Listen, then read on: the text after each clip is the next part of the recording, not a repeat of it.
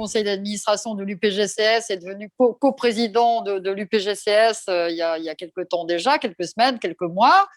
Il est microbiologiste et très impliqué dans le traitement ambulatoire précoce, notamment par macrolides de type azithromycine, clarithromycine et par immunomodulateurs de type hydroxychloroquine, voire ivermectine.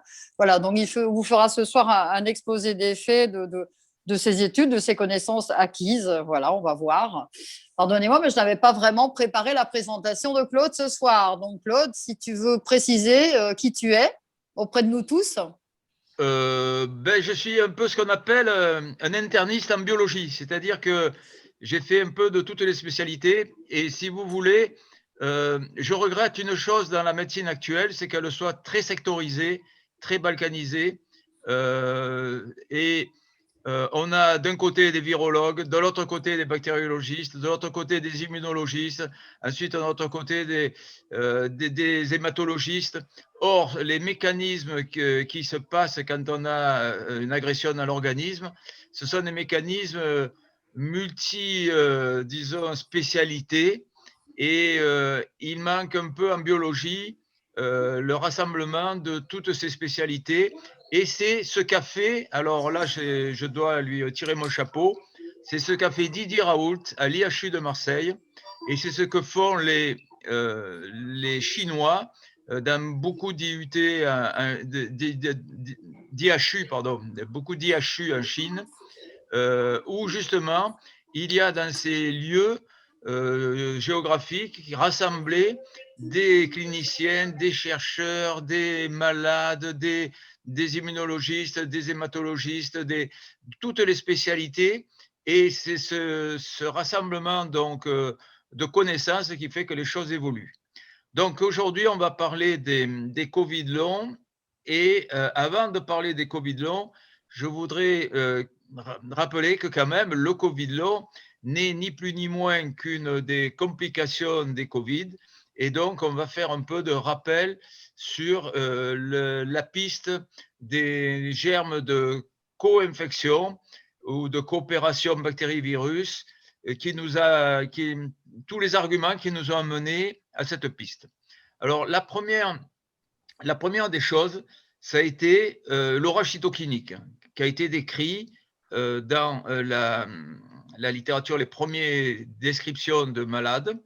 Et cet orage cytokinique était connu de certains microbiologistes, notamment ceux qui faisaient des études dans la mycoplasmologie, sur des mycoplasmes, notamment Mycoplasma pneumoniae et Mycoplasma arthritidis, qui ce sont des super antigènes qui provoquent des réactions inflammatoires mais excessives et qui donnent des conséquences assez dramatiques. Donc, ça a été la première réflexion, se disant, tiens, il y a des orages cytokiniques, ça me fait penser à ça. Il y a d'autres bactéries, par exemple les Staphylo aureus, dans le syndrome toxique, il y a aussi pas mal d'autres bactéries. Le Pseudomonas aussi donne des super antigènes avec des orages cytokiniques. La deuxième étape, ça a été lorsque l'IHU a fait ses premières études de diminution de la charge virale en fonction de deux molécules qu'ils utilisaient. La première, l'hydroxychloroquine, où la charge virale chutait modestement. Et donc, dès qu'ils ont mis un macrolide, ça a été l'azithromycine, on voyait la charge virale s'effondrer brutalement. C'était la courbe de Gautrey. Et c'est à partir de là, on a commencé à se dire, c'est bizarre quand même qu'un antibiotique qui n'est pas réputé pour être un grand antiviral, mais qui par contre marchait déjà dans certaines infections virales, et vous allez voir, vous allez comprendre pourquoi, disons, pouvait donner une telle chute de la charge virale. Alors, ensuite, comme troisième élément, on a eu quelques cliniciens, praticiens de terrain, comme Alain qui est là, comme ce monsieur Jacques Erstein, qui ont commencé à écrire, et heureusement qu'ils sont intervenus. Je vais citer l'expérience du docteur Erstein. Il a eu dans son traitement, jusqu'au mois d'avril, il ne traitait pas, il suivait les recommandations, puisqu'il y avait des recommandations, et il a eu sur une centaine de malades 30 hospitalisations et 12 décès. Et alors, il faut dire que c'était dans l'Est, c'était la période la plus dramatique où tout le monde était un peu perdu. Et à partir du moment où il a commencé à traiter à l'azithromycine zinc, donc sans l'hydroxychloroquine, puisque l'hydroxychloroquine avait été interdite par un décret du 26 mars, il a eu aucun décès et quasiment aucune hospitalisation. Et on retrouve là les résultats qu'Alain a signalés donc, dans son interview que lui a fait Annie. Et c'était quand même surprenant, cette chute brutale des décès et des hospitalisations suite à un traitement macrolide. Donc, si vous voulez, on a commencé à dire, ben tiens, c'est qu'il y a peut-être des bactéries, puisque pour être sensible aux macrolides, et quelles pourraient être ces bactéries? Or, il y a quelques familles de bactéries qui s'appellent les intracellulaires, des bactéries sans paroi, donc qui sont résistantes à tout ce qui est bêta-lactamine, tout ce qui est augmentine, tout ça, et céphalosporine. Et ces bactéries sans paroi sont sensibles à 2 familles d'antibiotiques, même à 3 familles d'antibiotiques. Les macrolides, dont font partie l'azithromycine et la clarithromycine, et les cyclines, dont l'aminocycline, la doxycycline, et les fluoroquinolones, qui sont une dernière famille. Alors, les 2 premières sont des bactériostatiques, c'est-à-dire que les bactéries ne meurent pas, mais elles se développent plus. Et la troisième, les fluoroquinolones, sont des bactéricides. Et donc, on s'est dit, ben tiens, on est quand même sur la piste d'une bactérie.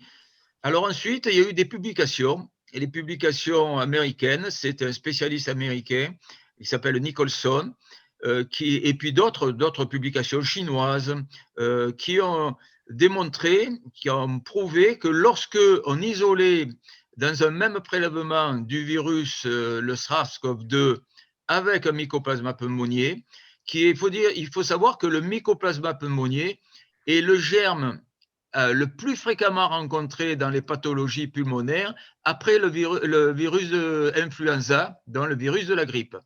Et c'est un germe communautaire qui se transporte dans l'air exactement comme les virus respiratoires, dans les particules aérosols, qui se transmet de la même façon et au sein de communautés fermées. C'est pour ça que chez les enfants, il y a fréquemment des infections. Les enfants sont très fréquemment porteurs asymptomatiques de mycoplasma pneumoniae et fréquemment font des pneumopathies à mycoplasma pneumoniae. Et donc, vous allez voir pourquoi aussi c'est utile de savoir ça. Ensuite, des Chinois, alors ça c'est les co-infections lorsqu'on visualise le mycoplasma pneumoniae qui donne des formes graves avec des formes pulmonaires graves et des formes extrapulmonaires aussi graves.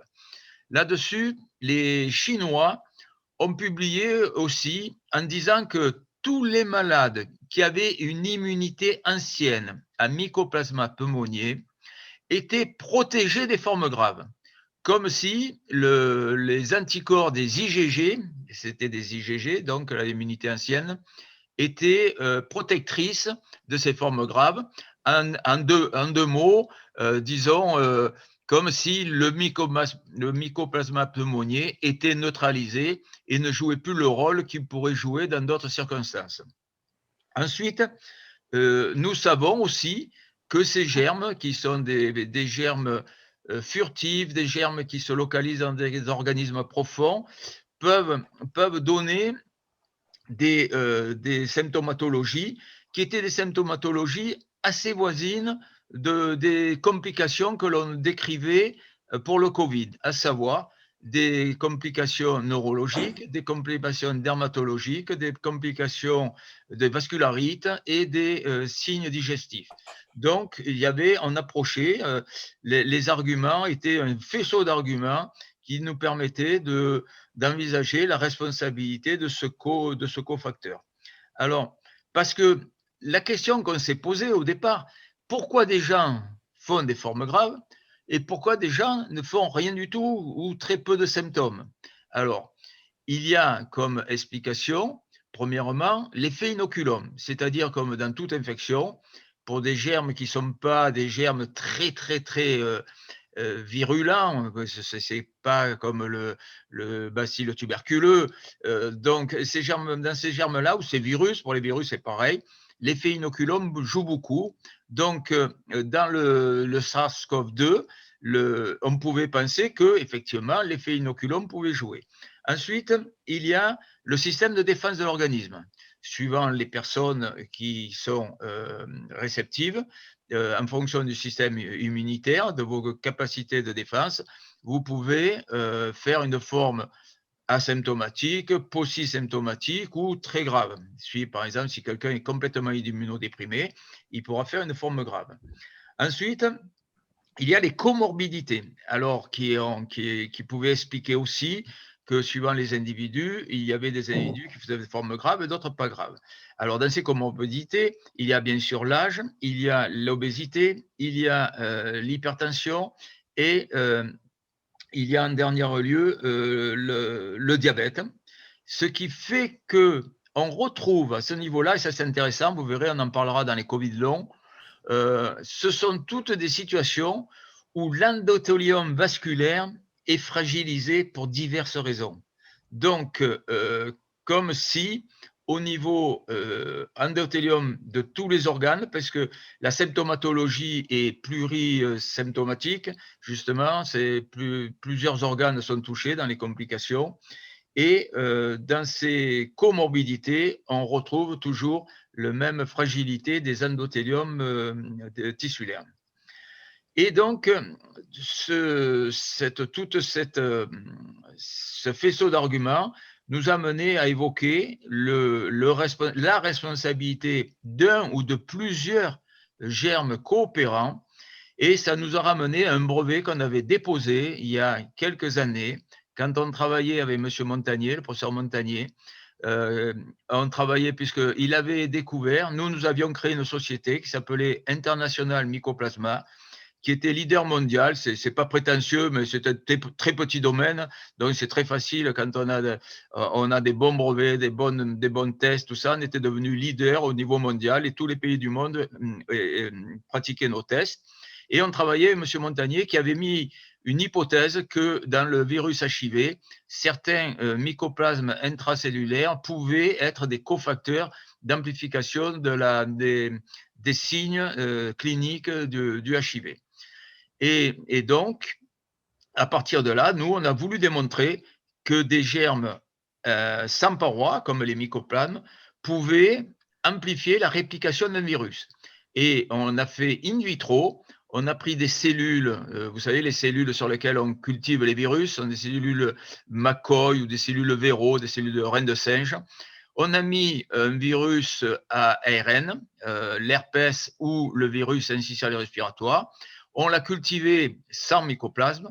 Et dans une autre série, on a mis les mêmes virus en même quantité avec des mycoplasmes et des chlamydiés.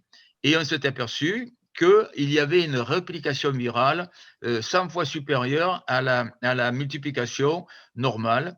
Et on en a déduit que certaines bactéries amplifiaient la réplication des virus ARN. Et pour prouver ça, donc on a fait un travail en Afrique où on a publié. Ce qu'il y a de rigolo, c'est que la publication a été signée par le professeur Denis Malvy, qui aujourd'hui fait partie du conseil scientifique de M. Macron et qui est en charge du projet Coverage, il teste quelques molécules pour un traitement ambulatoire précoce. Malheureusement, il a mis le ZEM, mais il n'a pas mis les macrolides. Et donc, si vous voulez, chez ces femmes-là, c'était des femmes africaines. On a voulu montrer que la transmission materno-fétale du sida était en relation avec la forte quantité d'inoculum viral au niveau endocervical et donc en relation avec les germes intracellulaires qui existent au niveau endocervical chez les femmes au niveau utérin. Ce sont les mycoplasma urogénitaux, mycoplasma hominis et mycoplasma genitalium. Et il y avait une donnée qui nous avait éclairé là-dessus, c'est que lorsque les femmes accouchaient de jumeaux, le premier était souvent infecté et le deuxième ne l'était pas.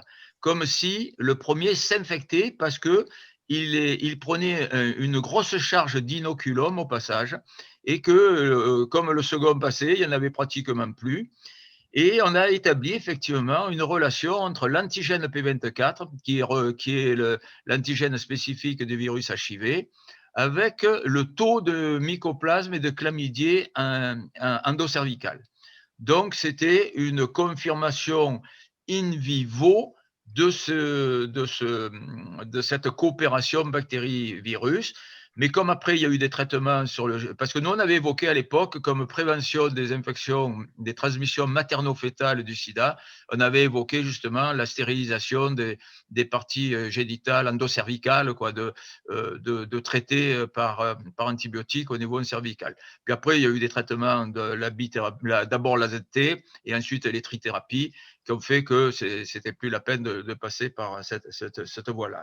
Donc, ces bactéries virus étaient donc déjà, on avait déjà une certaine expérience de ces coopérations. Et ensuite, on savait aussi que ces germes étaient capables aussi de se localiser dans l'organisme profond et d'être quiescents. Comment ils pouvaient être quiescents? C'est-à-dire qu'ils ont un système d'évitement de nos défenses immunitaires. C'est-à-dire qu'ils sont capables, au niveau de l'organisme, de se masquer et de mettre autour de leur membrane, puisqu'ils n'ont pas de paroi, mais ils ont une membrane, ils copient nos antigènes et en copiant nos antigènes, notre organisme ne les reconnaît pas bien, mais comme ce n'est pas une copie parfaite, notre organisme fait quand même des anticorps. Et c'est comme ça qu'on arrive à faire des auto-anticorps par le phénomène d'évitement de ces bactéries de crypto-infection, donc sont les mycoplasmes, les chlamydiés, les borrelia, les anaplasmas et d'autres bactéries sans paroi. Et ce sont ces arguments qui nous ont fait donc aller vers la responsabilité des coopérations dans le cadre de la Covid avec des bactéries. Et il faut savoir que les vétérinaires, puisque nous avions aussi travaillé après si vous voulez, mon expérience était d'abord, j'ai resté 30 ans hospitalier dans un service de bactériaux-viraux, parasitaux, immuno. Et ensuite, on a créé des sociétés. La première société, c'était International Mycoplasma. Ensuite, c'était une société de vétérinaires où on avait mis au point le vaccin contre la leishmaniose canine. Et à ce moment-là, on a beaucoup travaillé avec des vétérinaires et on s'est aperçu que les vétérinaires, dans ces maladies avec des germes intracellulaires comme les mycoplasmes, avaient une grande expérience parce que ce sont des petites bactéries qui vous donnent des ravages dans les troupeaux, qui ont une incidence économique monstrueuse. Et les vétérinaires avaient l'habitude d'étudier, notamment dans les pneumopathies des poulets, pneumopathies des ovins, des bovins, ces relations entre les mycoplasmes et des virus. Donc, si vous voulez, on est allé, ça nous a conforté dans notre pensée. Ensuite, il y a eu d'autres arguments qui nous confortent aussi, c'est-à-dire que les Italiens aujourd'hui ont visualisé en microscopie électronique des bactéries qui étaient, on ne sait pas lesquelles encore, ils ont trouvé, qui étaient donc dans lesquelles les virus rentraient et se multipliaient à l'intérieur de la bactérie. Parce que jusqu'à présent, on pense que le virus, le SARS-CoV, se multiplie dans nos cellules. En réalité, il pourrait y avoir ce qu'on appelle un cheval de Troie ou un pont-levis, et qu'il y aurait une étape intermédiaire avant de pénétrer dans les cellules. Il se multiplierait à l'intérieur de la bactérie, un peu à la façon d'un bactériophage. Vous savez qu'un bactériophage, c'est un virus qui pénètre une bactérie, qui tue la bactérie ou qui parfois ne la tue pas et qui se multiplie. Et lorsque la bactérie éclate, si elle meurt, elle libère ses toxines. Donc, si vous voulez, c'est une façon de provoquer aussi des réactions inflammatoires, puisque les mycoplasmes ont une toxine qui s'appelle la cardtoxine, qui est assez aussi responsable de cet orage cytokinique. Et alors, maintenant, par quel mécanisme, à part cet effet, ces bactéries pourraient jouer avec les virus dans la pathologie que l'on remarque chez les Covid? Alors, si on part du principe que se localisent, les réactions agressives se localisent au niveau des endothéliums, il faut savoir que la vitamine D, par exemple, qui est un des éléments qu'on donne à titre préventif des infections à coronavirus, la vitamine D est une molécule qui restaure, qui protège les endothéliums cellulaires. Donc, si vous voulez, c'est un élément. Le zinc aussi. Le zinc est un élément qui est utile, qui est nécessaire. Et les déficits en zinc s'accompagnent souvent de problèmes d'altération, notamment au niveau de défense immune. Ensuite, donc, on a ce mécanisme que l'on suspecte, c'est-à-dire que suivant les malades, suivant la quantité de présence de ces germes de co-infection qui sont porteurs, qui se visualisent mal, c'est-à-dire qu'en dehors des pneumopathies à mycoplasma pneumoniae qui cohabitent avec le virus au moment de l'infection, qui donnent des signes graves, comme je vous l'ai dit. À côté de ça, il y a donc les crypto-infections, c'est-à-dire les malades qui ont ces petits germes, mais cachés au plus profond de l'organisme. Et donc, c'est à ce niveau-là qu'il risque d'avoir cette coopération bactérie-virus et cette amplification de la réplication du virus. C'est-à-dire que le virus, au départ, il n'avait peut-être pas un inoculum très important, mais au fur et à mesure, il se multiplie au plus profond de notre organisme. Donc, c'est ce qui donnerait ces signes plus ou moins graves. Alors, maintenant, on va passer au Covid long et à cette symptomatologie que vous connaissez mieux que moi, malheureusement, pour la vivre.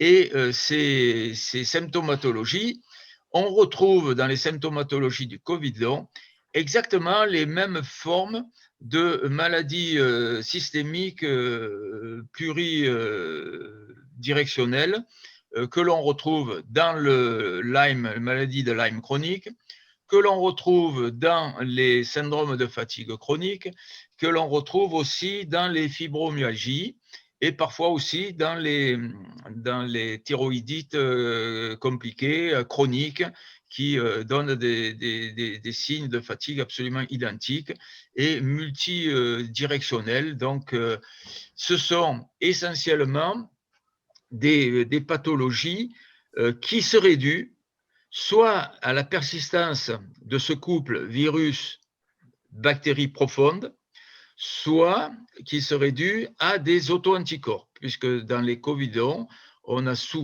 très souvent des auto-anticorps. Et comme je vous disais tout à l'heure, tous ces germes donc sans paroi se localisent dans l'organisme et ne peuvent pas être attaqués. Il y avait ce phénomène d'évitement, ils provoquent des auto-anticorps. Donc, comme on sait que très souvent, ils amplifient la réplication des virus ARN, on peut se poser la question, et moi je me la pose, et M. Montagnier aussi, j'en ai discuté avec lui, M. Perron aussi, on peut se poser la question si les infections virales, même le virus influenza, puisque ça a été étudié ça par le professeur Lina Et il a montré que lorsqu'il y avait des pics épidémiques à influenza ou à virus syncytial respiratoire, il y avait toujours des grosses quantités de le mycoplasma pneumoniae circuler dans la population.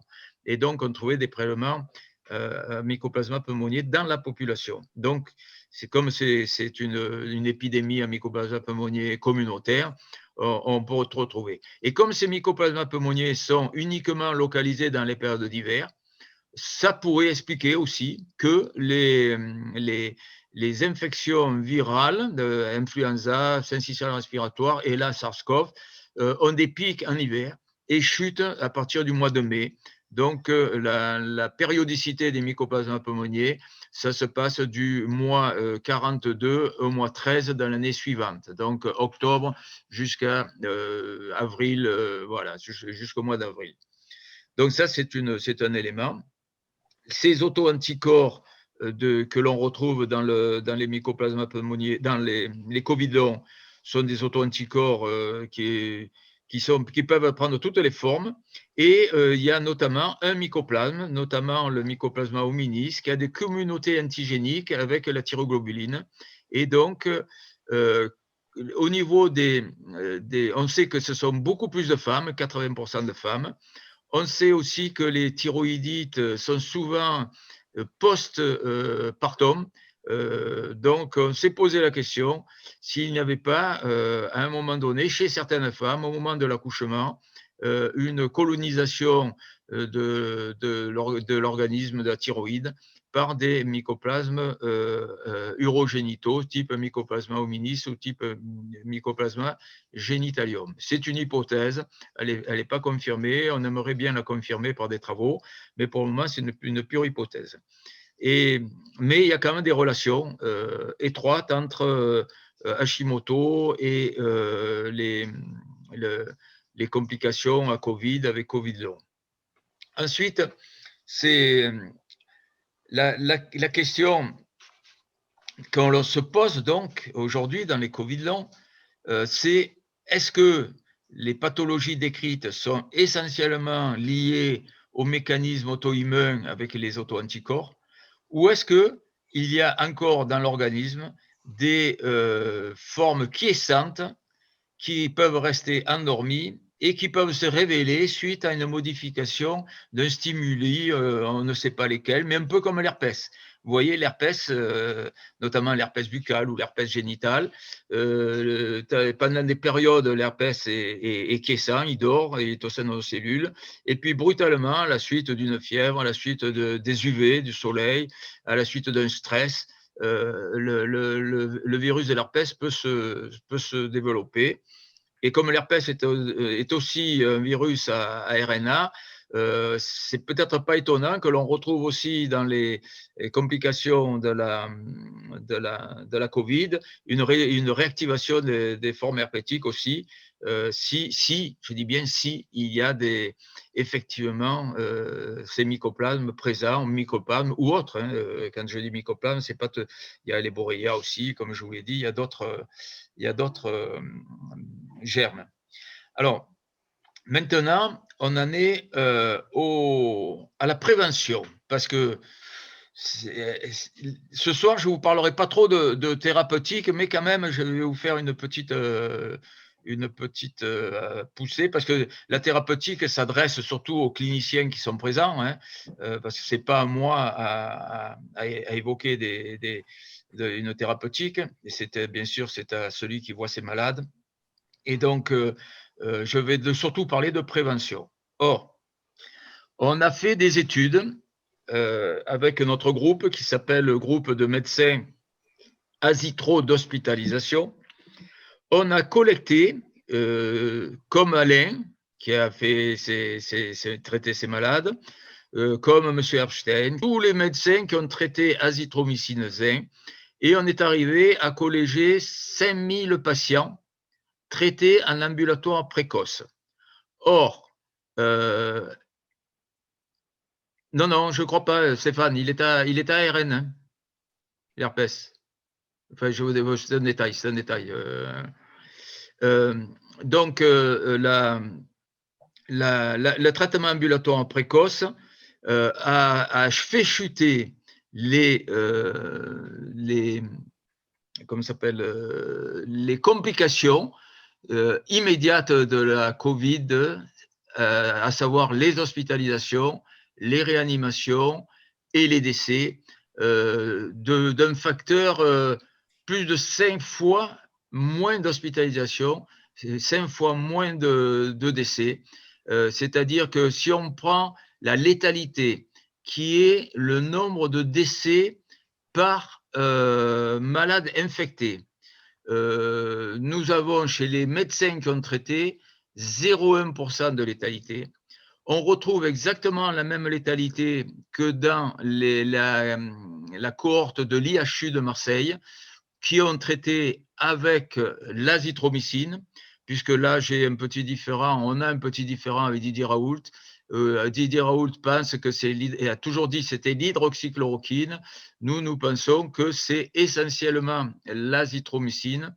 D'ailleurs, il y a un dernier travail au Sénégal qui vient de montrer, et pourtant c'est des gens qui sont très liés à l'IHU de Marseille, qui ont montré que quand on était à l'hydroxychloroquine seule, on n'avait pas de très bons résultats. Mais par contre, dès qu'on rajoutait l'azithromycine, là, on avait vraiment de très bons résultats. Donc, et comme on retrouve les mêmes résultats, nous, avec l'azithromycine seule, ce n'est pas, à mon avis, ce n'est pas une synergie d'action, c'est essentiellement dû à l'action des macrolides. Et donc, on passe en létalité de 0,1% chez notre étude à 2,1%, 2% au niveau national.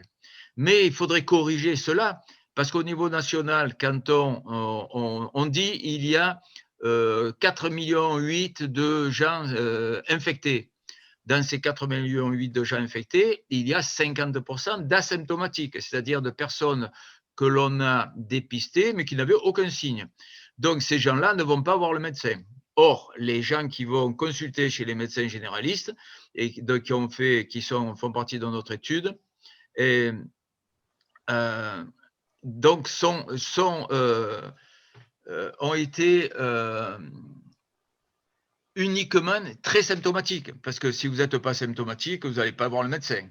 Donc, c'est quand on dit, on compare 0,1% à 2%, et si on corrige, ça serait plutôt 0,1% à 4% si on corrige les symptomatiques. Donc, ça, c'est pour les décès dès qu'on traite aux macrolides. Alors, les macrolides, il n'y a pas effectivement que l'azithromycine, il y a la clarithromycine, il y a d'autres aussi, d'autres macrolides qui sont utilisés.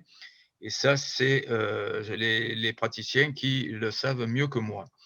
Ensuite, on a fait chez cette étude, on a posé la question aux généralistes, cliniciens de ville qui traitent, avez-vous eu des Covid longs? Et là, à notre grande surprise, comme il fallait s'y attendre aussi, il y a eu 1% seulement de Covid long parmi les 5000 malades traités.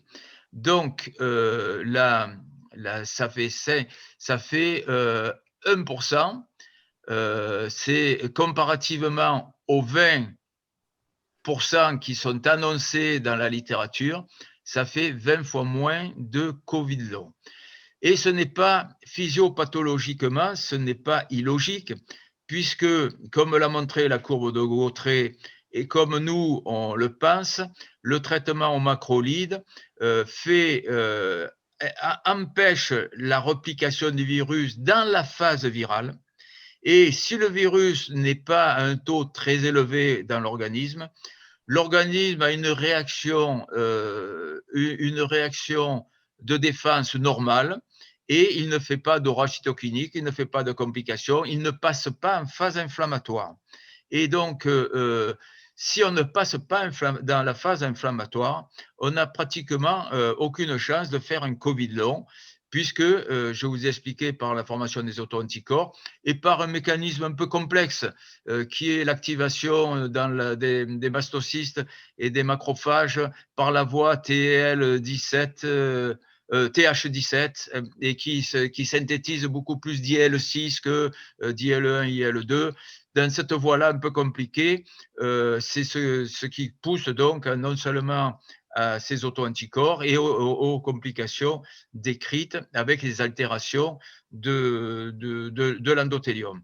Alors, il faut savoir que cette voie nous semble pour le moment, je dis bien pour le moment, la meilleure voie pour prévenir des Covid longs par éradication de la charge virale.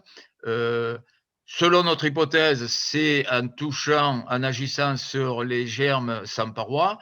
Pour d'autres, ça serait simplement l'action anti-inflammatoire de l'azithromycine, qui est connue aussi pour avoir une action inflammatoire. Et donc, si vous voulez, on est, je m'excuse, je suis un peu perturbé parce que des fois je lis je lis les commentaires. Et donc, si vous voulez, ça nous semble pour le moment la meilleure voie, bien qu'il y ait d'autres voies. Il y a aujourd'hui d'autres voies pour prévenir si quelqu'un fait un début de Covid et si les gens hésitent à traiter avec des macrolides ou avec des cyclines. Il y a une autre voie, c'est la voie des anti-inflammatoires locaux inhalés. Il y a soit le budesonide, soit l'iconoside qui sont utilisés notamment dans l'asthme et qui, en traitement inhalé immédiat dès les premiers jours, réduisent totalement l'amplification du virus et aussi donc l'effet anti-inflammatoire local. Et c'est comme ça qu'on s'est aperçu, c'est Zelenko, un Américain qui a traité, je crois, 3000 patients à New York, parce que New York a été une ville où il y a eu ça a été une hécatombe. Il a testé l'hydroxychloroquine, non plus en complément de l'azithromycine, il a testé en nébulisation, donc en local, et il s'est aperçu qu'il y avait une action 80 fois supérieure à l'hydroxychloroquine par voie générale, par Perros. Donc, c'est là où on peut imaginer que demain, il y aura peut-être des solutions simples qui éviteront peut-être, parce que ce que les gens craignent, ce sont les résistances aux antibiotiques si on traite tout le monde aux macrolides. Donc, mais l'important, c'est d'éviter le passage de la phase virale à la phase inflammatoire. Alors, récemment, il y a des études qui ont été faites. Là, c'est aujourd'hui, j'ai contacté les Tunisiens, je les ai appelés, et ils ont mis au point une petite machine. Alors, c'est effectivement, je lis là, les asthmatiques sont plutôt protégés. Effectivement, mon fils m'avait dit, et c'est rigolo, et bien avant ça, qu'on parle des anti-inflammatoires locaux, m'avait dit, mais c'est rigolo parce que mes asthmatiques, moi, ils font un peu de formes graves, je veux dire. Alors, il faut savoir aussi que les asthmatiques, le germe le plus fréquemment rencontré dans l'asthme, et qui est un germe qui amplifie les réactions de l'asthme aussi, c'est le Mycoplasma pneumoniae. Donc, c'est le germe le plus fréquemment rencontré chez les asthmatiques. Alors, est-ce que c'est la poule qui a fait l'œuf? Est-ce que c'est l'œuf qui a fait la poule? Les relations entre asthme et Mycoplasma pneumoniae sont très complexes. Et on peut imaginer aussi que les gens qui ont de l'asthme et qui sont porteurs de Mycoplasma pneumoniae ont développé des anticorps, des IgG, une immunité ancienne à Mycoplasma pneumoniae qui pourrait, comme je vous l'ai dit tout à l'heure, les protéger partiellement, en plus du traitement local anti-inflammatoire qu'ils prennent. Alors, oui, ces Italiens, j'en reviens, pardon, ces Italiens, ces Tunisiens, ont essayé de chercher une des causes dans la physiopathologie du Covid long, qui est une cause symptomatique et pas forcément à l'origine, mais c'est l'altération des endothéliums. Ils ont mis au point une petite machine qui vous permet, un peu comme un saturomètre au bout du doigt, après avec un garrot, en faisant des manipulations que je n'ai pas encore bien cernées, qui leur permet et ils se sont étalonnés par rapport à une machine américaine qui est, paraît-il, connue, de visualiser la qualité au niveau endothélial de vos organes profonds. Et ils se sont aperçus que les malades, plus les malades avaient des formes de Covid long problématiques, et plus ça venait d'une altération de l'endothélium profond. Alors, quelle est la cause de cette altération? Est-ce que c'est le virus? Est-ce que c'est le virus avec les bactéries coopérantes? Parce que vous savez aussi que ces bactéries sont des germes qui n'ont pas de paroi, mais surtout, ils n'ont pas de catalase. Donc, ils sont incapables de transformer l'eau oxygénée, et ils se retrouvent dans l'organisme avec des radicaux libres, des ions oxydryles, des ions nitroxyles, et pas mal de radicaux libres qui agressent les radicaux libres, agressent l'endothélium s'ils sont situés au niveau endothélial profond, et ils empêchent la synthèse du monoxyde d'azote, qui est ce composé qui permet au niveau des endothéliums d'avoir comme des cheveux, hein, qui favorisent la fluidité de circulation du sang, et que dès que ces cheveux sont, disons, altérés par une agression, il peut y avoir à ce moment-là des fixations, que ce soit des plaquettes. C'est pour ça qu'il y a souvent des thromboses qui sont liées à l'altération des endothéliums profonds, qui sont liées à des bactéries, qui peuvent être des bactéries, qui peuvent lier à des lipopolysaccharides oxydés, c'est-à-dire c'est comme ça que se forment les plaques d'athérome. Donc, si vous voulez, il y a toute altération de cette chevelure au-dessus des cellules de l'endothélium donne cette modification chimique de l'endothélium, et vont permettre aux bactéries associées de libérer leurs radicaux libres, d'agresser encore plus cet endothélium. Et donc, ils ont essayé des traitements. Alors, c'est pour ça que je vous en parle, mais je ne voulais pas vous en parler. Mais c'est tellement intéressant et ça peut donner de l'espoir. Donc, il faut le prendre avec prudence aussi, hein. C'est qu'ils sont partis du principe, ils ont dit, bon, voilà, la vitamine D est une vitamine qui protège les endothéliums. Donc, autant elle est nécessaire en préventif, hein, mais autant elle peut être utile en traitement de fond des endothéliums. Ensuite, ils se sont aperçus que le fait d'utiliser une héparine bas poids moléculaire, hein, qui est le sulédoxyde, qui donne de très bons résultats. Ils sont arrivés à restaurer la fonction endothéliale à 50% des patients qui sont traités. Disons, à l'améliorer dans 50% et à la restaurer donc de façon irréversible dans 20% des cas. Ensuite, ils sont partis du principe aussi qu'il y avait besoin de vitamine B, hein, qui est l'acide folique, parce que ça permet aussi la protection, ça évite la dégradation aussi des acides nucléiques. Et ils ont parlé aussi de tout ce qui est antioxydant, notamment alimentaire, les polyphénols, et notamment le vin. Ils disent que le vin est un très bon disons, traitement, pas traitement, mais disons, accessoire, annexe thérapeutique de ces cas de Covid long. Donc, je pense qu'il y a des espoirs.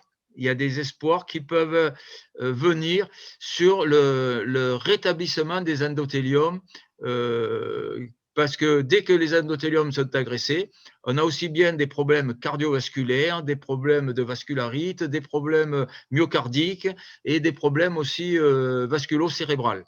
Donc, c'est à ce niveau-là que je pense qu'il y a peut-être un espoir. Et là, j'en discutais cet après-midi avec José Sampol. José Sampol est un très grand hématologiste marseillais qui était vice-président de l'université d'Aix-Marseille et qui est son laboratoire, c'est un laboratoire qui travaille sur les endothéliums depuis 15 ans maintenant ou 20 ans.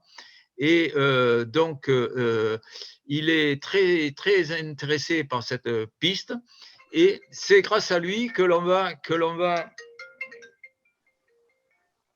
excusez-moi, excusez-moi.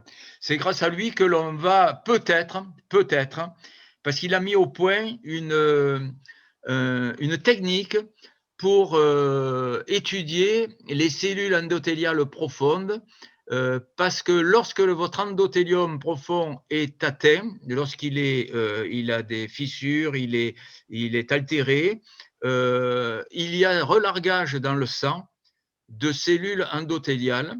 Et notre souhait bientôt, c'est de récupérer dans le sang avec des billes magnétiques qui ont des anticorps à leur surface anti-cellules endothéliales, et ensuite de les relarguer et de voir si dans ces cellules endothéliales, il y a des virus et s'il y a des germes de coopération, donc des germes sans paroi.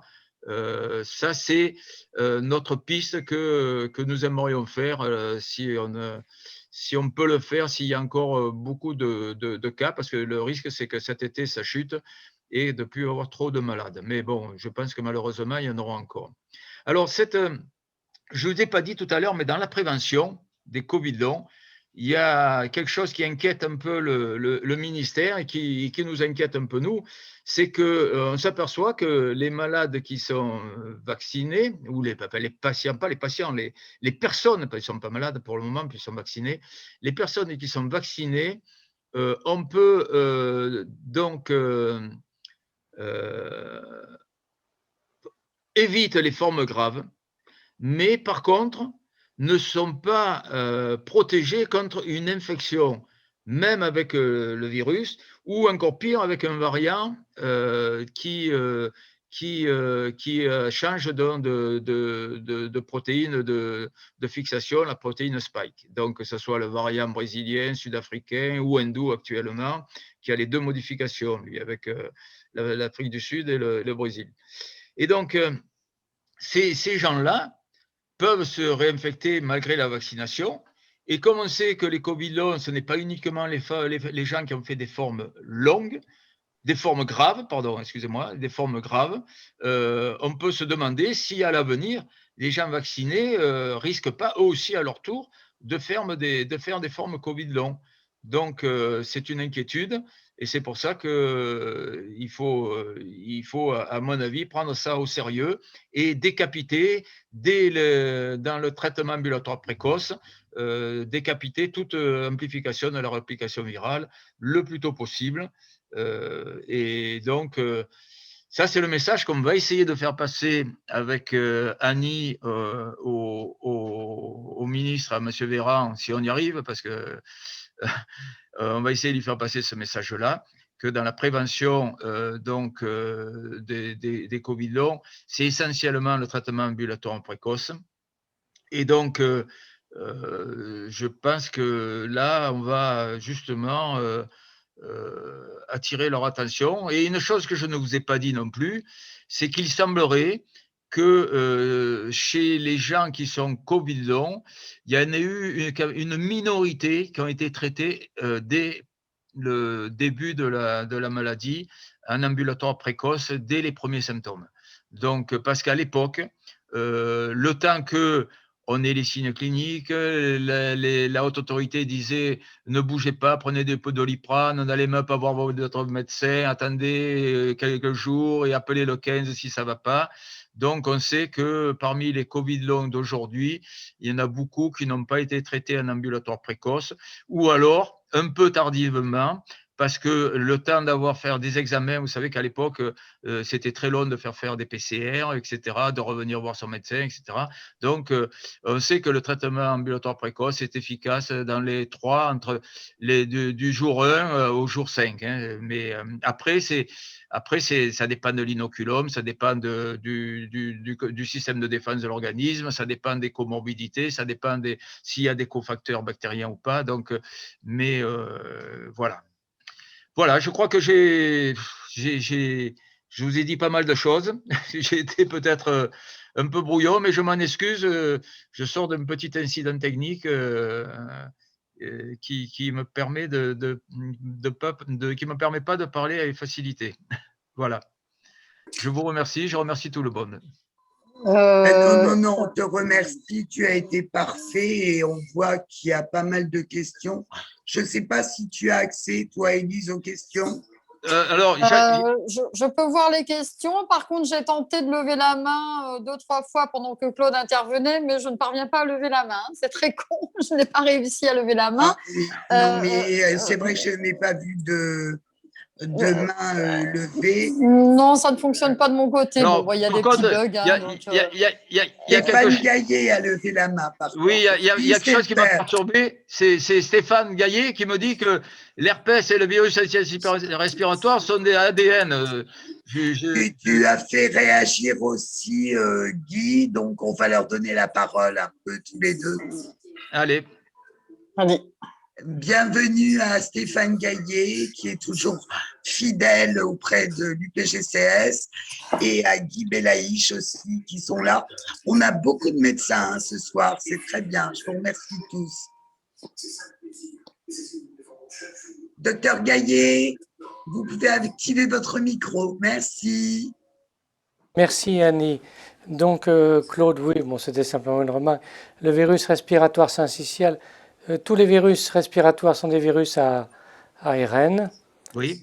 Mais l'herpès, c'est un virus à ADN. Bon, enfin, c'est un détail. Bon, demain, on parie une bouteille de champagne. Allez. Ah ben oui, alors du rosé, s'il te plaît, du rosé. Ou du rosé. Non, le virus herpès ADN. Et alors, tu parles souvent des mycoplasmes respiratoires et génitaux, et tu ne parles jamais des uréaplasmes, uréalyticum. Je les ai évoqués, pas trop, oui, dans les hypothèses des atteintes thyroïdiennes, les thyroïdites du postpartum, où il y aurait l'uréaplasma, le mycoplasma hominis et le génitalium. Et l'uréaplasma uréalyticum, tu considères comme un pathogène? Moins. L'hominis, il a ça de particulier, c'est que il est arginine déshydrogénase, c'est-à-dire qu'il dégrade l'arginine. Or, dans la synthèse, dans les cheveux de l'endothélium, la fabrication du monoxyde d'azote, du NO, est fabriquée à partir de la L-arginine. Donc, il y aurait une hypothèse que les mycoplasmes qui soient fixés dans l'endothélium dégradent par le mycoplasma hominis, dégradent la fragilité de ce film. Vous savez, c'est un film qui permet à tous les globules rouges, les lymphocytes, tout ça, de passer sans s'accrocher. C'est comme un tapis, c'est presque un tapis, quoi, hein, et donc, c'est ce tapis qui est altéré, peut-être, je dis bien peut-être, c'est une hypothèse, hein, par le mycoplasma hominis, qui lui est arginine déshydrogénase. Ok, merci messieurs. Élise Carboulec, donc Claude, merci beaucoup pour vos arguments très pointus et très scientifiques que peut-être tout le monde n'a pas compris. Alors, je voudrais juste très simplement qu'on revienne sur le traitement ambulatoire précoce. Donc, vous préconisez une antibiothérapie par macrolide très rapidement. Hein. Donc, vous avez dit à J0, J1, J2, J3, on ne sait pas trop. Associé au zinc. Associé au zinc, hein, toujours. Associé au zinc, oui, bien sûr. Associé au zinc, voire la vitamine D également. Hein. Oui, oui. Voilà, donc le souci étant que voilà, les gens qui sont asymptomatiques ne peuvent pas savoir quel est le jour J. pour consulter le médecin traitant Oui, et mais commencer un traitement par et- et- antibiothérapie type macrolide, voire azithromycine inhalée. Vous avez précisé tout à l'heure que l'hydroxychloroquine sous forme inhalée était bien plus efficace que Péros. On est bien oui, d'accord ça, ou j'ai mal compris, hein? ce sont les Américains qui ont publié ça. Oui, oui. Voilà, Et, d'accord. Élise, Oui. si le malade est asymptomatique, il a très peu de chances de passer dans la phase inflammatoire. Il a très peu de chances de passer dans la phase inflammatoire. Par définition, son inoculum viral est insuffisant pour qu'il ait ces conséquences inflammatoires qui risquent de générer et les complications et les Covid longs. Alors, là, je suis désolée, mais non, on trouve des malades peu symptomatiques, Ah, voire peu. Oui, oui. asymptomatiques, Aussi, voire Non, mais asymptomatiques dans les Covid.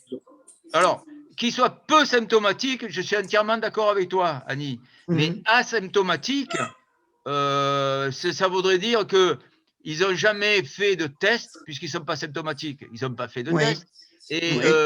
qu'est-ce qu'ils pourraient dire aujourd'hui que la forme qu'ils ont, c'est un Covid long, ils n'ont aucune symptomatologie antécédente? Parce que après des biologies ou des radiologies vont montrer des lésions typiques Covid long.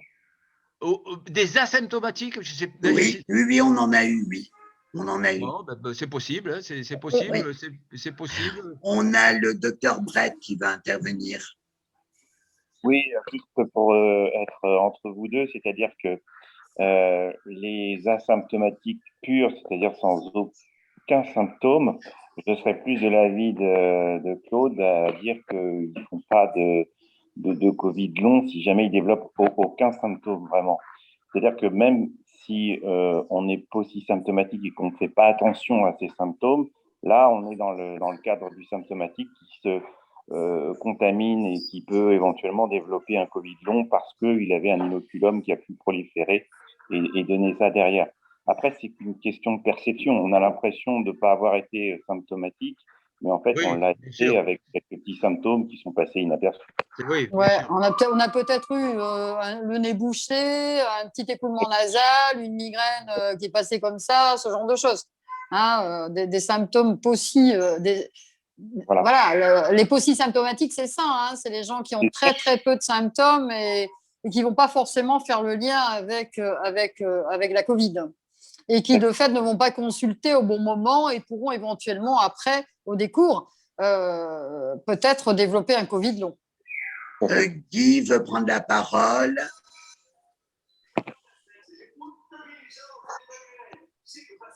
Micro. Guy, micro, c'est mieux pour parler.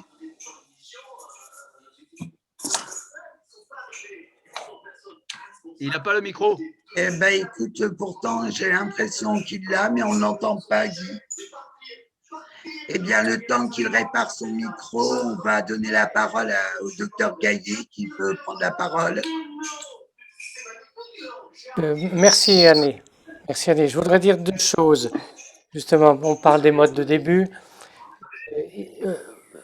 Plusieurs personnes parmi vous, certainement une majorité, ont entendu parler du comité scientifique indépendant. Il y a un micro là qui nous fait bénéficier de la télé. Voilà. Plusieurs d'entre vous ont certainement entendu parler du comité scientifique indépendant. Bon, ce sont des gens qui se réunissent pour essayer de préciser scientifiquement et de façon aussi neutre que possible l'état de l'épidémie en se proposant de l'analyser et de donner des clés d'explication. Et il faudra que je les contacte parce qu'ils ont fait une erreur, justement. C'est-à-dire qu'ils se sont fiés au syndrome aigu respiratoire, tels qu'ils sont enregistrés par les réseaux sentinelles de généralistes. Et ils ont complètement omis une chose, c'est que la Covid peut commencer de façon non respiratoire. C'est-à-dire, on en a tous connu, de façon strictement digestive. Oui, mais ces gens du comité scientifique indépendant se sont fourvoyés parce qu'ils ont tenu compte du nombre de syndromes respiratoires aigus enregistrés par le réseau Sentinelle et ils en ont conclu que l'épidémie était terminée. Et là, il faudrait absolument que l'un de nous intervienne auprès d'eux. Voilà la première chose que je voulais dire, mais bon, moi je les apprécie bien sûr, mais là ils ont fait une erreur. La deuxième chose, Claude, tu nous as parlé du protocole tunisien, donc je m'y suis intéressé effectivement. Alors, je trouve que bon, ils sont un petit peu excessifs, c'est-à-dire qu'ils semblent dire que toute la physiopathogénie de la Covid prolongée serait due à l'endothélium. Hein, ils pensent que tout vient de là. Et ils parlent donc de dysfonctionnement endothélial. Voilà. Mais d'ailleurs, c'est connu depuis longtemps, le dysfonctionnement endothélial, parce qu'on l'a étudié dans des tas de maladies, des connectivites, dans l'artériosclérose, etc. Et alors, dans leur protocole d'études, si j'ai bien compris, ils mettent la main en ischémie complète pendant 5 minutes. C'est ça. Ça doit être affreusement douloureux. Ça doit être affreux. 5 minutes en ischémie complète. Et après, donc, ils laissent le sang circuler et c'est à ce moment-là qu'ils observent des lésions qui disent caractéristiques s'il y a donc un dysfonctionnement endothélial. Voilà. Mais je trouve qu'ils y vont un peu fort quand ils disent que tout est dû au dysfonctionnement endothélial. Enfin, je remarque s'ils ont raison, ça serait une bonne chose parce que sur le plan thérapeutique, on aurait des solutions. Tu as parlé d'héparine de bas poids moléculaire. Il y a beaucoup de produits susceptibles d'aider l'endothélium à se régénérer. Voilà. Il faudra suivre leur travail. Ils sont lancés dans une. Je dois les rappeler demain. Leïla Habib, oui. qui est à Sfax, c'est qui est à Sfax. À Sfax. Oui, je dois rappeler demain parce que je suis intéressé avec José Sampol, justement, là, qui travaille sur les endothéliums à Marseille. Donc, une piste intéressante. Quoi. Il faut toujours être ouvert. Quoi. Oui, mais si ça débouchait sur des solutions thérapeutiques efficaces, ce serait merveilleux. Mais, moi qu'est-ce qui me fait pencher sur cette responsabilité, c'est que si, je dis bien, je mets un grand si, hein, avec un grand S, si notre piste de germes de co-infection furtif, qui est sain, qui est localisé dans l'organisme profond. Alors, ce que je n'ai pas dit pour les gens qui peuvent encore écouter, si j'ai peut-être pas assez parlé, c'est que ces germes, quand ils sont dans l'organisme profond, sont sous forme de biofilm. Alors, un biofilm, c'est vous savez, les parasites, pour se protéger, font un kyste. Les bactéries, elles ont une autre astuce pour se protéger. Elles font autour d'elles un mucus assez épais, on appelle ça un biofilm. C'est d'ailleurs ce qu'on a sous les coques de bateau. Quand on laisse le bateau un peu trop longtemps dans l'eau, on a un biofilm. C'est pour ça que on appelle ça du fouling. Et c'est pour ça que quand on racle la coque d'un bateau, on met du anti-fouling. Donc, c'est ni plus ni moins qu'un produit qui empêche le biofilm de se former. Et ce biofilm, il faut savoir que l'azithromycine est une molécule qui a une activité propre anti-biofilm. C'est pour cela qu'elle est efficace dans les mucoviscidoses, où en général ce sont des infections chez ces malades qui sont surinfectés par du pyocyanique. Or, l'azithromycine a très peu d'activité sur le pyocyanique, mais par contre, elle a une activité sur le biofilm et ça permet à ces malades de ne plus être obstrués, parce que c'est le biofilm qui obstrue les alvéoles, qui obstrue toute la possibilité de respirer. Voilà, donc si ces bactéries sont sous forme de biofilm au sein des endothéliums, on peut imaginer qu'il y a des atteintes, et si elles ont à l'intérieur le virus, on peut imaginer qu'à l'occasion d'une rupture d'un biofilm, il y a un relargage de bactéries et de virus. Hein. Et c'est peut-être ce qui expliquerait les formes résurgentes des cliniques de certains Covid longs. Juste pour essayer de résumer, voir si on a bien compris au sujet de l'endothélium, notamment l'endothélite vascularite, hein, puisque vous avez évoqué tout à l'heure, docteur Escarguel, aussi la vascularite. Oui. Est-ce qu'on pourrait dire que subitement, suite à l'orage cytokinique, non traitées de façon précoce, les artères pourraient se retrouver, voilà, je sais pas, j'ai 20 ans, normalement j'ai des artères qui sont très lisses, un endothélium nickel. Est-ce que suite à l'orage cytokinique, je pourrais me retrouver subitement avec des parois artérielles sujettes à des plaques d'athérome ou des plaques de fibrine avec relargage justement responsable de thrombus ou de réinfection virale? Alors, je ne peux pas répondre, hein. Là, je peux pas répondre. Par contre, il y a quelqu'un qui me pose la question, vous n'avez pas parlé des formes digestives, mais là, je préférerais que ce soit Guy qui en parle, parce que là, Et on peut aussi renvoyer à la conférence que Guy a donnée il y a 15 jours. Voilà. Est-ce que Guy peut prendre la parole? Est-ce qu'il a retrouvé son micro? Guy, toujours pas? Bon, mais alors Christophe voulait intervenir. Oui, mais j'ai oublié. Bon, ben c'est pas bien. Alors, on a une question de quelqu'un qui s'appelle J. Grasse et c'est au sujet des vaccins, il me semble. Et qui peut ouvrir son micro. Il y a Ludovine. Ah, c'est le micro de Guy qui ne fonctionne pas, il nous dit. Ouais. Il y a Ludovine qui voulait nous envoyer quelque chose. Je n'ai pas vu ce qu'elle voulait nous envoyer. Ludivine, oui, elle veut nous envoyer un lien. Oui, bonsoir. Non, en fait, c'est qu'on a posé la question avec un autre internaute en fait, sur le protocole utilisé en Tunisie, enfin du moins le traitement. Et donc, en fait, on nous a donné une réponse. J'étais en train de transmettre, en fait. Vous m'entendez? On n'a pas bien entendu, Ludivine. Ah, vous m'avez pas entendu? Non, je n'ai pas entendu. Vous m'entendez, là? Oui, là, je vous entends mieux. Oui. Oui, excusez-moi.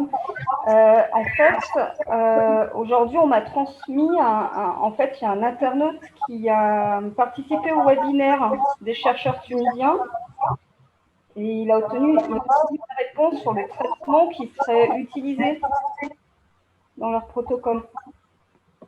Donc, c'est ça que je voulais vous diffuser, en fait. Ah ben oui, volontiers. Hein. Volontiers, vous l'envoyez à Annie et puis Annie nous le transmet. Oui, d'accord. Oui, volontiers. Très bien. On est preneurs. Très bien. Ben, je l'enverrai à Annie alors. Oui. Merci. Nathalie Vedo peut poser une question.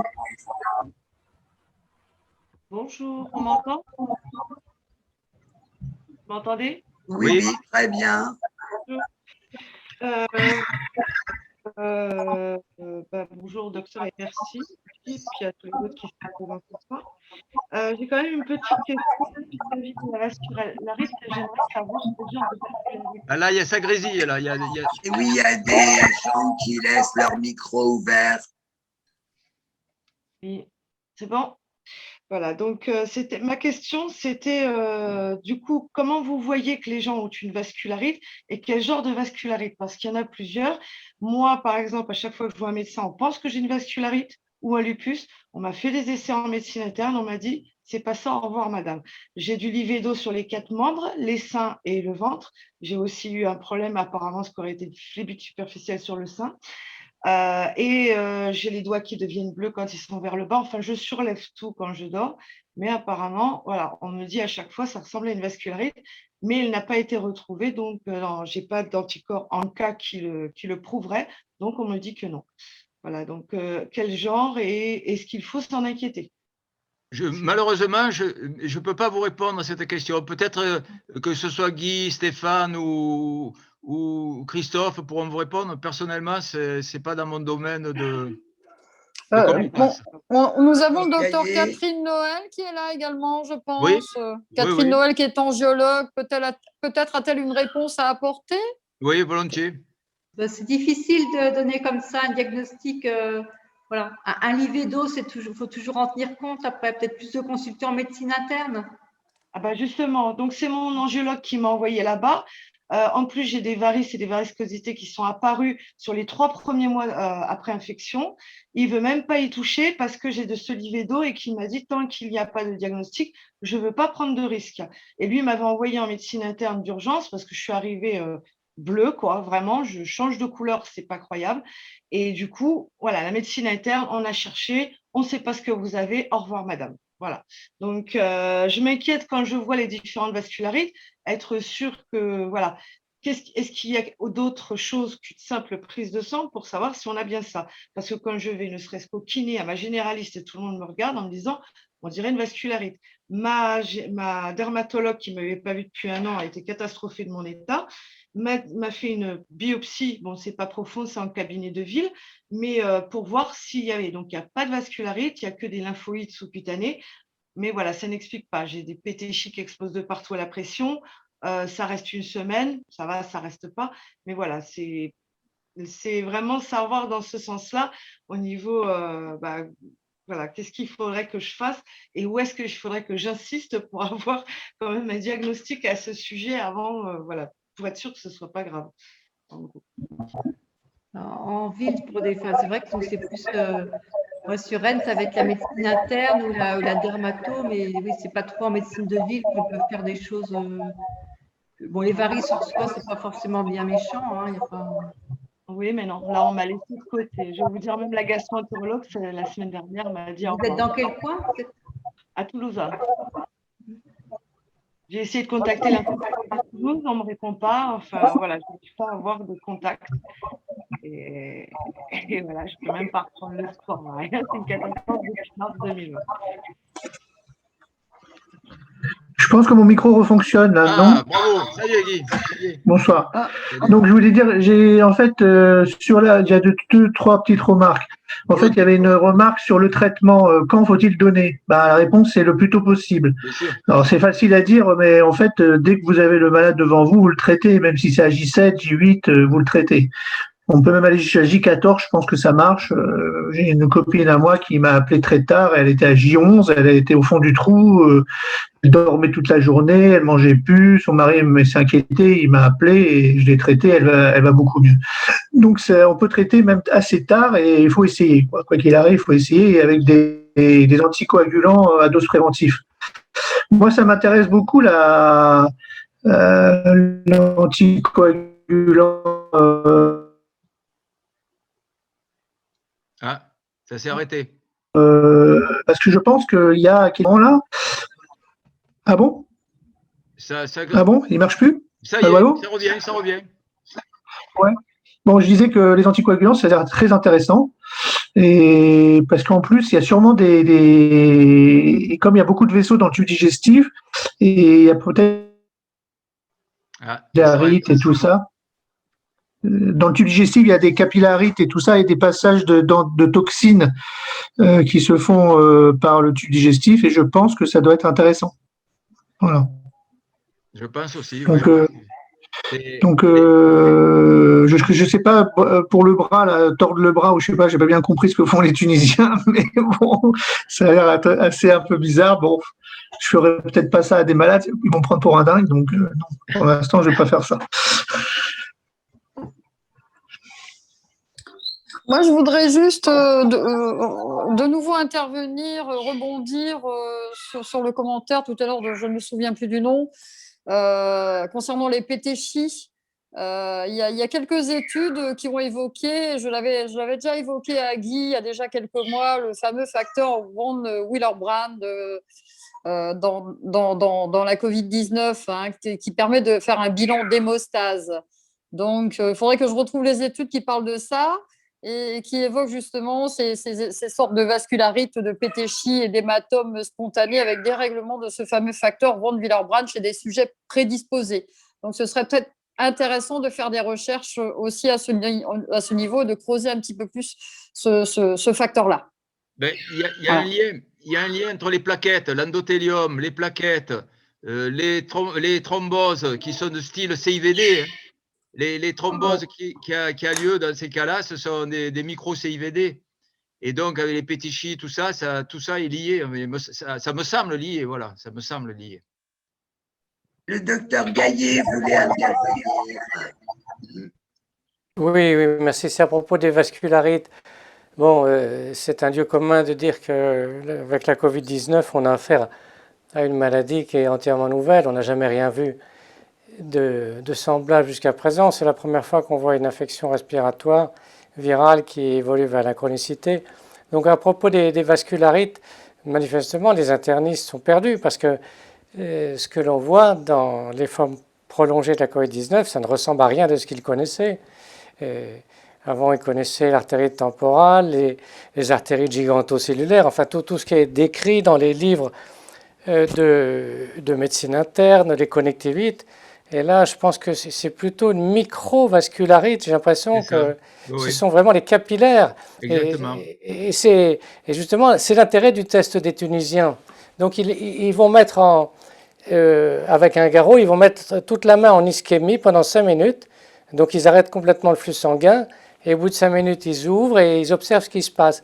Et ils nous disent que lorsqu'il y a justement un dysfonctionnement endothélial, donc des altérations endothéliales importantes, et ils mesurent avec leur machine des indicateurs qui sont tout à fait typiques de la souffrance endothéliale. Voilà. Oui. C'est ça qui est. Donc, mais bon, en fait, ils disent qu'ils ont inventé la machine, mais il y a d'autres machines de. Oui, ils ont copié la machine américaine. Ils l'ont peut-être améliorée, voilà, c'est ça. Voilà. Mais je pense que c'est une voie qui est pleine d'intérêt pour essayer de comprendre ce qui se passe, effectivement. Oui. Je pense. Mais donc, moi, j'ai reçu une patiente qui avait été reçue par un des grands internistes français, c'est Loïc Guilvin. Bon, il a écrit un livre, mais lui-même, il reconnaît qu'il patauge complètement avec la Covid-19. Il ne retrouve pas du tout ce qu'il connaît sur les vascularites.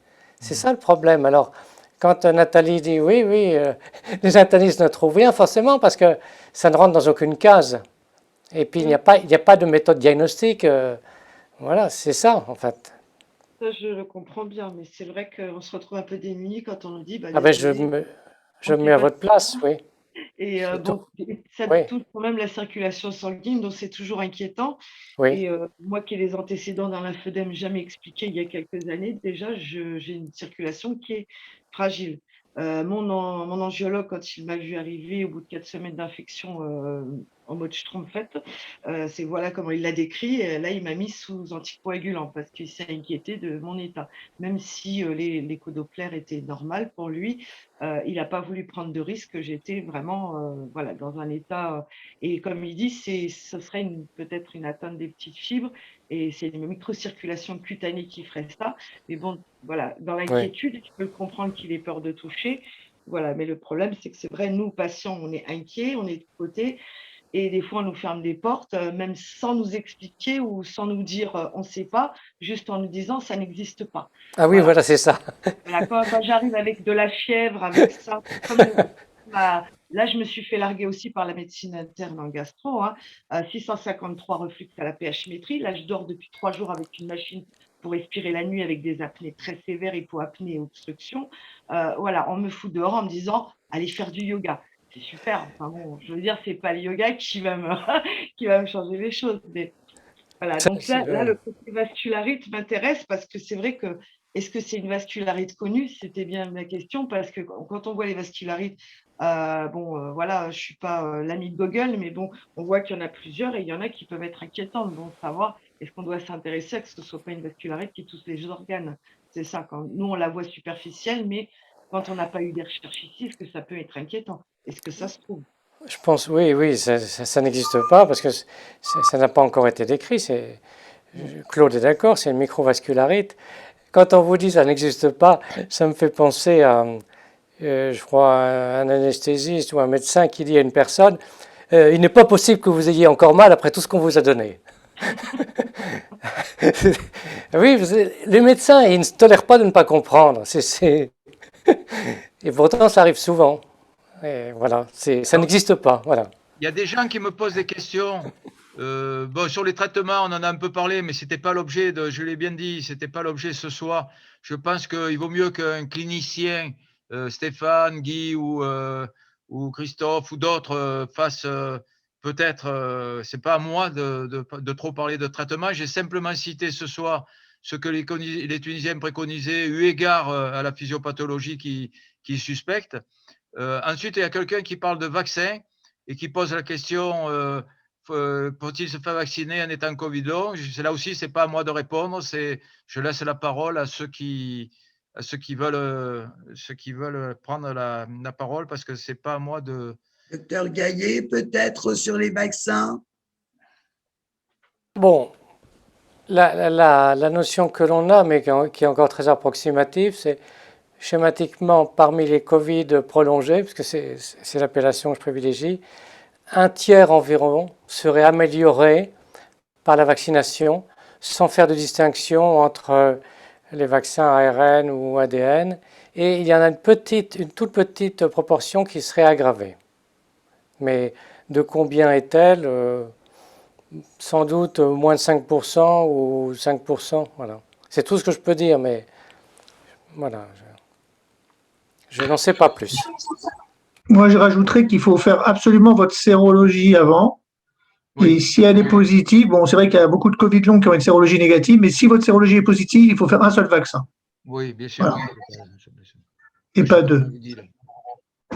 Une dose. Voilà. Voilà.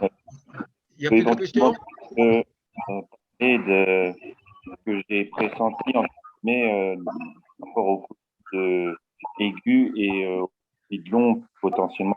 On parle de vascularite, et dans les Covid aigus, avant de mettre sous anticoagulants ceux qui étaient vraiment graves, je mettais un peu de cardégique 75 en me disant que s'il commençait à faire une microthrombose, peut-être que les antiplaquettaires feraient un peu l'effet qui nettoierait un petit peu tout ça.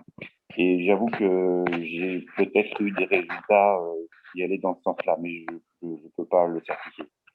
Après, Covid long, est-ce qu'il y a des gens qui ont été améliorés par des anticoagulants? Peut-être, et puis par des antiplaquettaires aussi peut-être.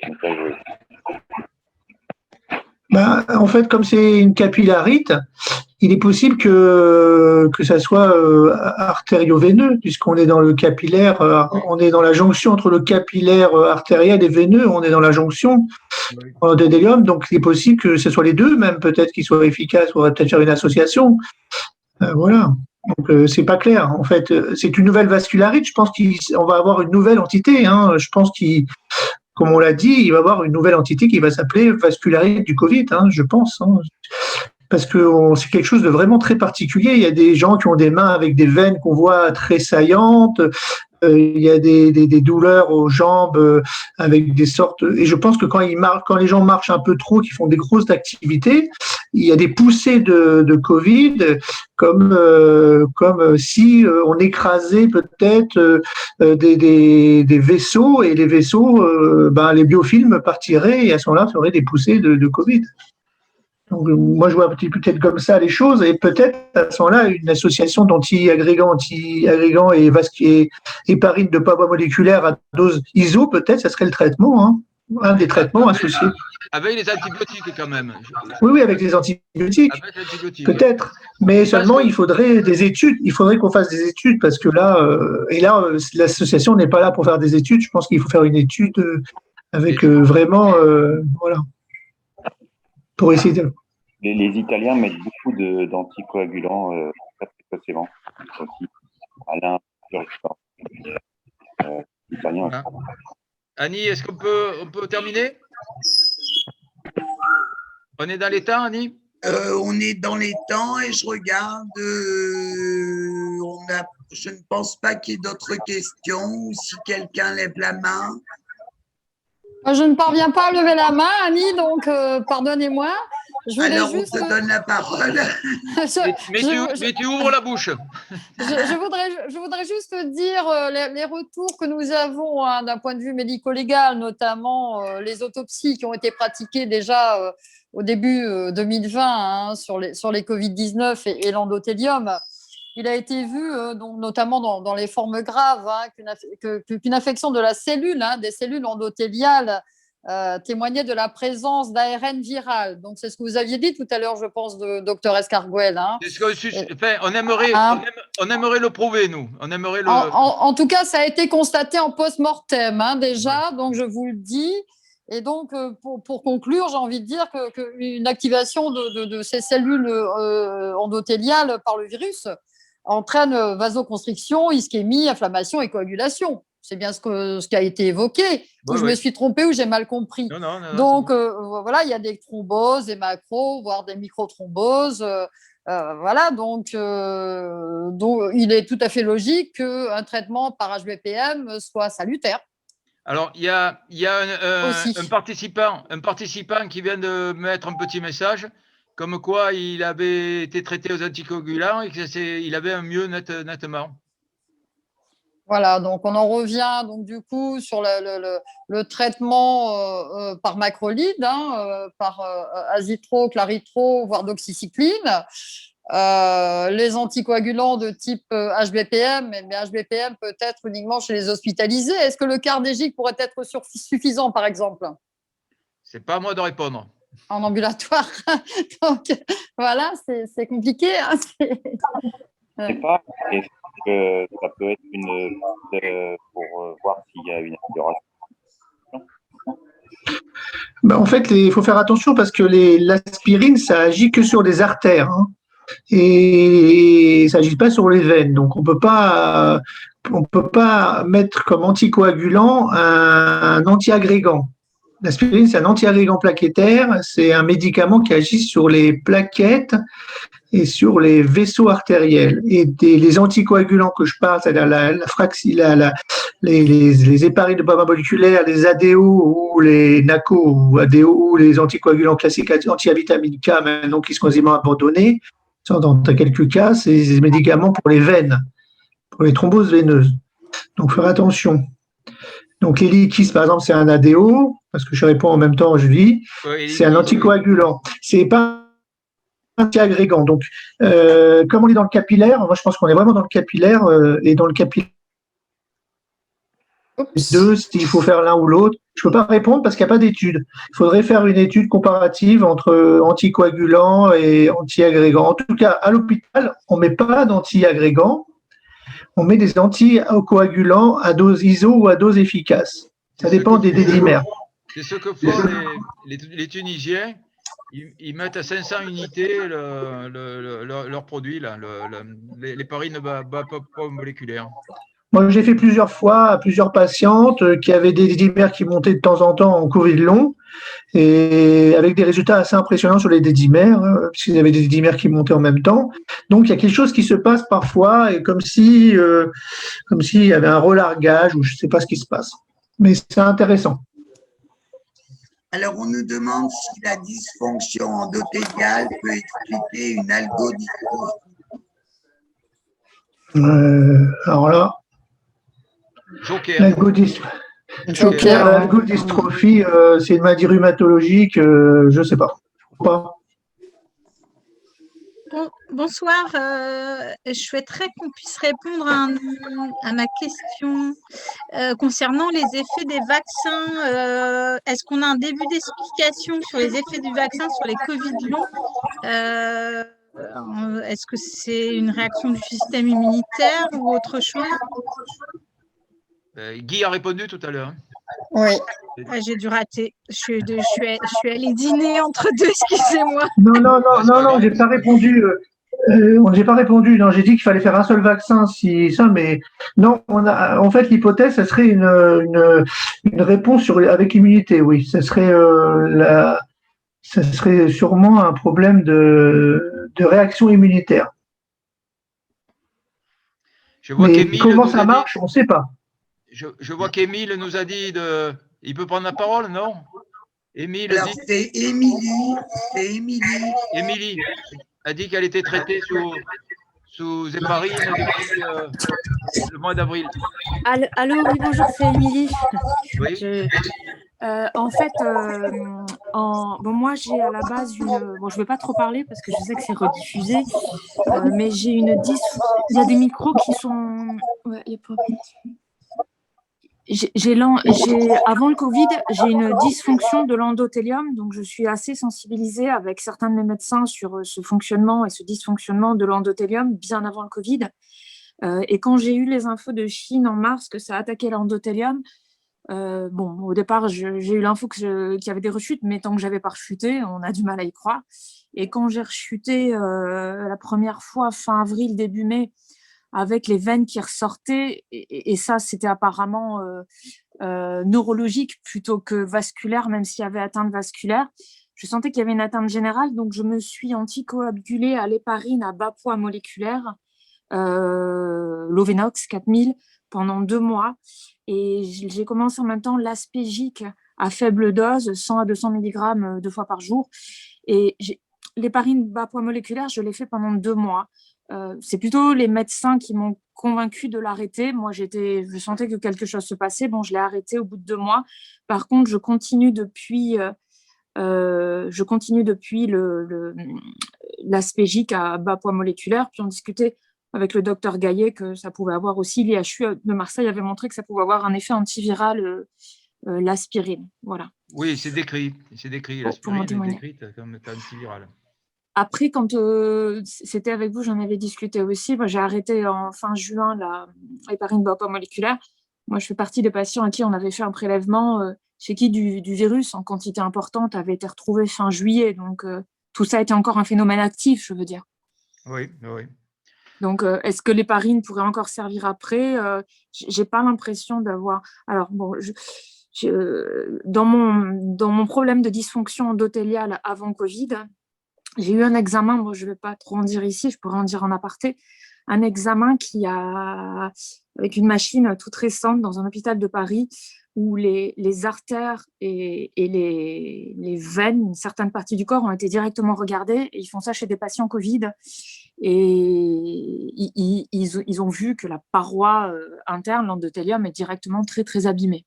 Alors, ils l'ont pas directement… c'est pas la même machine qu'en Tunisie, je crois, mais c'est une machine toute récente.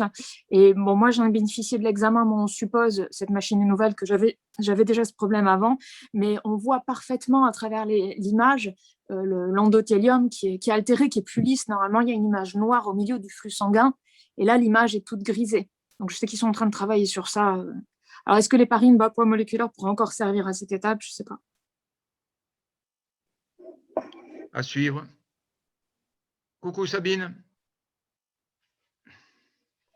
Voilà, je crois qu'on peut, parce que, bon, après, on sort du sujet, là, on était donc physiopathologie et préventif, hein, donc on pourra continuer ces soirées avec quelqu'un de plus compétent que moi sur le traitement.